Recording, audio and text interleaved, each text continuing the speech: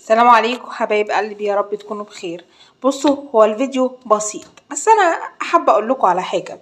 قلت لكم من قبل كده اهم من الشغل تظبيط الشغل.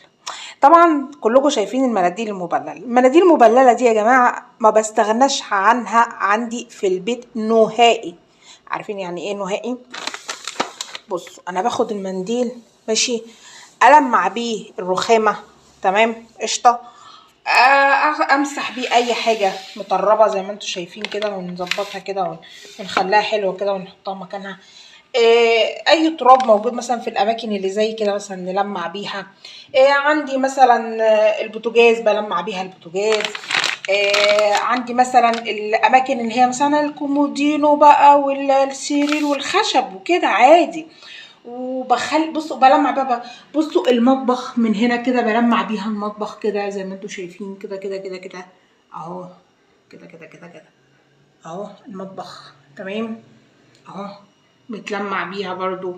يعني هي كويسة جدا على فكرة وحلوة جدا، وانا ما بستغناش عنها في البيت.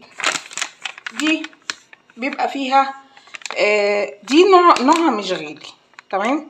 في الغالي اللي بيباع في الصيدليات ده بتاع البيبي، بتاع الاطفال، انما انا بجيب اللي هو الرخيصه دي. فيها 120 منديل ماشي، بعمل بيها كل حاجه. النوع ده اللي عندي على طول.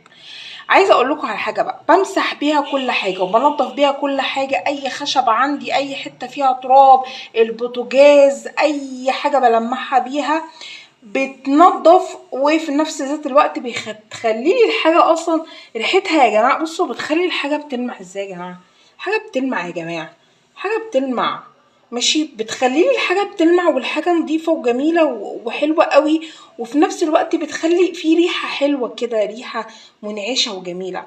فانصحك باستخدام المناديل المبلله اللي سعرها رخيص مش الغاليه.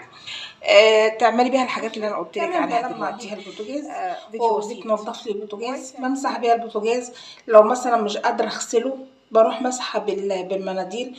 وده يا جماعه مش اعلان، مش انا اللي بعمل اعلانات، انا قناتي لسه صغنطوطه، لما تكبر كده وتروح المدرسه هبقى اعمل اعلانات.